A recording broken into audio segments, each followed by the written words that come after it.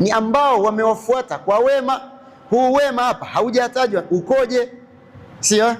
Haujatajwa wema ukoje. Allah subhanahu wa ta'ala akaeleza wema huu katika aya ambayo Sheikh pia ameitaja katika surat al-Hashr. Allah anasemaje?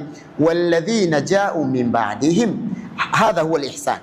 walladhina ja'u min ba'dihim madha yaqulun? ihsanuhum huwa hadha al-qawl, yaquluna rabbana ighfir lana wa li ikhwanina alladhina sabaquna bil iman.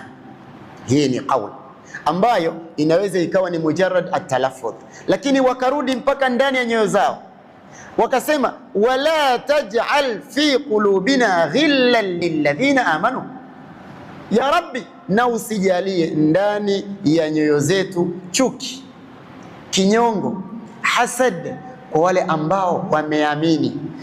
Lakini angalieni ajabu ya aya hii.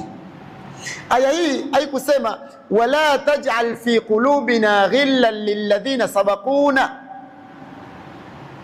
haikusema hivyo. Ina maana kumbe iman ya dhati ambayo mtu unafaa uwe nayo, anna almahabba, nahnu ma'muruna bihubbi as-sahaba bil adilla al-kathira al-kathira fi kitabillah, walakinna ma'muruna kadhalika bihubbi kulli mu'min. Tumeamrishwa pia kupenda kila mu'min.